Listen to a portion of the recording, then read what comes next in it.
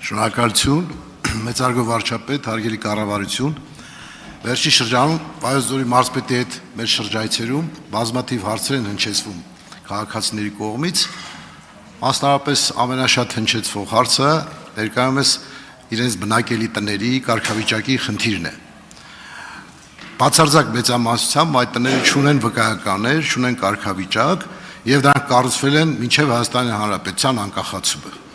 200 տարվա 150 տարվա տներ են, որոնք վերջին շրջանում հատկապես քարտեզագրման արդյունքում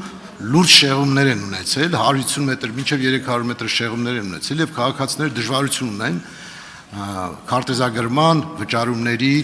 տարբեր խնդիրներ։ Մի խոսքով դրանք, որ բաժանում ենք, տարբեր շերտեր են առաջանում, բայց ամենագլխավորը, որ ես նայում եմ պետության տեսանկյունից, այն է, որ այդ քաղաքացիները նաեւ գույքարկ չեն վճարում։ Այդ տներից մեծամասամբ գրանցել են որպես փակ դռներ, այնինչ բնակվում են մարդիկ, բայց ոչ օգտվում են իրենց սեփականության հնարավորություններից, ոչ էլ կարողանում են հատկապես մեր առաջարկած գյուղատնտեսական ծրագրերից օգտվել։ Որպեսզի այս խնդիրը լուծենք, ես տարբերակներ եմ մտածել եւ մեկը առաջարկում եմ միգուցե ընդունելի լինի, որ այս տարվա հաջորդ 26 թվականի սուբվենցիոն ծրագրերի մեջ մեր համայնքները նաեւ ներառեն այս խնդրի լուծումը եւ կառավարության դիմեն խնդրանքով կառավարությունը հնարավորություն ստեղծի այս խնդիրը մեկընդմիշտ լուծելու։ Այսինքն մենք ընդունենք որոշումներ, որոնք կարող են ինստիտուցիոնալ լուծում տալ այս խնդրին, որովհետեւ սա վերաբերում է տասնյակ հազարավոր քաղաքացիների։ Այս առիթով խնդրում եմ ձեր մոտեցումը փոխանցելու մեր քաղաքացիներին։ Հարցին կպատասխանի վարչապետ Նիկոլ Փաշինյանը։ Շնորհակալ եմ հարցի համար, պարոն Բագրատյան, պիտի միանգամից ասեմ, շատ մանրամասներով չեմ կարողանալու պատասխանեմ, բայց գիտեմ նաև, որ հարցով շատ ակտիվ զբաղվում է կադաստրի կոմիտեն եւ այդ խնդիրը հողամասերի պարագծերի ճշգրտությունը մեծ խնդիր է եւ նաև ինքնակամ շինությունների խնդիրն է մեծ խնդիր, ընդհանրապես այդ պրակտիկ հարցը ինձ նաև հայցակարգային հետևությունների է բերում, կներեք, որ մի քիչ շեղվեմ